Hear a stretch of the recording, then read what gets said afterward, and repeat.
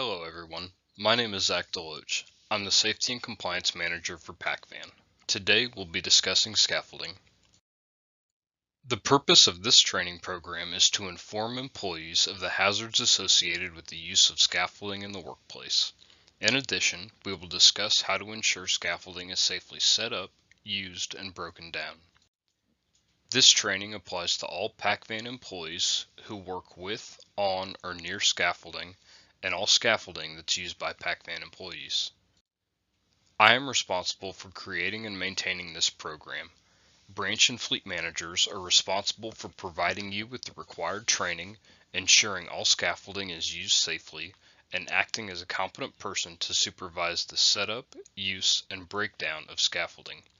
You are responsible for watching this video, reading the Pac-Van Scaffolding Safety Program, and abiding by all policies and regulations. Each branch has their own unique set of expectations when selecting a scaffolding system.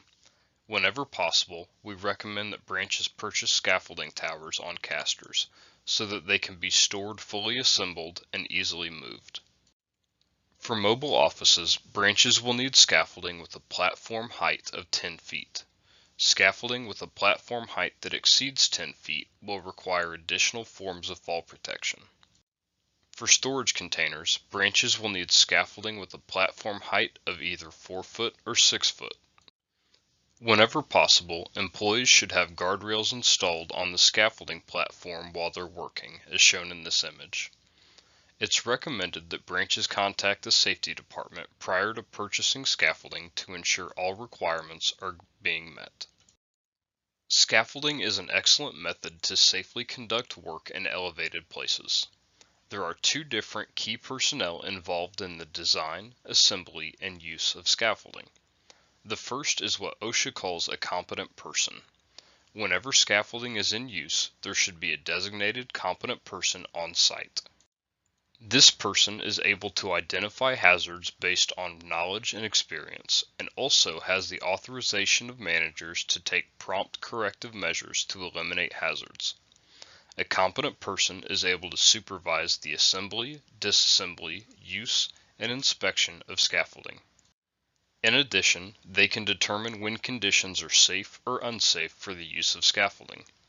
The competent person is responsible for inspecting scaffolding and all components for visible defects prior to each shift and after any event that could impact the structural integrity of the scaffolding. The qualified person is responsible for designing and loading scaffolding in accordance with design. Like the competent person, the qualified person is also responsible for training employees who work on scaffolding. Members of the safety department will fulfill the role of qualified persons for the purpose of this standard.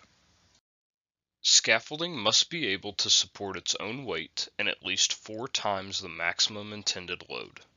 Note, however, that employees will never exceed the maximum intended load as stated by the manufacturer.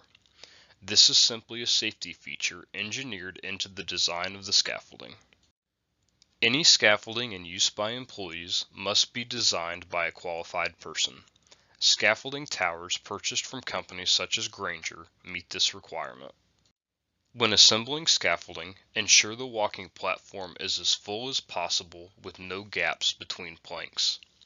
The spacing between the edge of the platform and the uprights will not exceed more than 1 inch wide. Consult the manufacturer guidelines when deciding what type of planking or decking material to use. Pac-Van employees will not use scaffolding with a platform height above 10 feet without special authorization. Scaffolding at these heights will require additional fall protection methods to be implemented. Whenever possible, employees should have guardrails installed around their working platform. When placing scaffolding, employees must ensure that the foundation is secure. Use base plates, mud sills, or other methods to create a firm foundation prior to use. Tipping is always a concern when using scaffolding. Scaffolding must remain within a 4:1 ratio.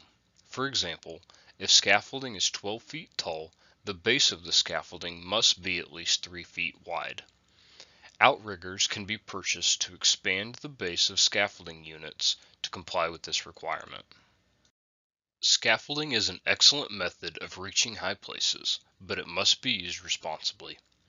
Employees will never utilize scaffolding platforms or man lifts in conjunction with the forklift. The potential for injury is too great.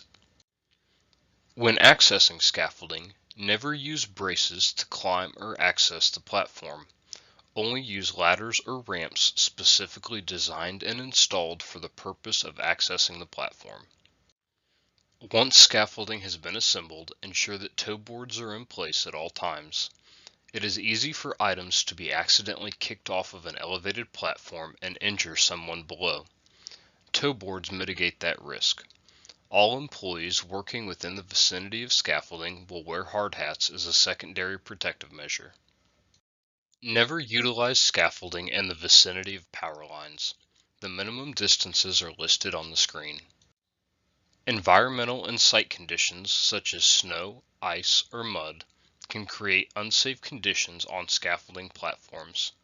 Employees should never use scaffolding in this condition unless they are in the act of removing the hazardous materials. Shore and lean-to scaffolding are illegal and will never be used. When in doubt, contact the safety department for clarification prior to using any type of scaffolding.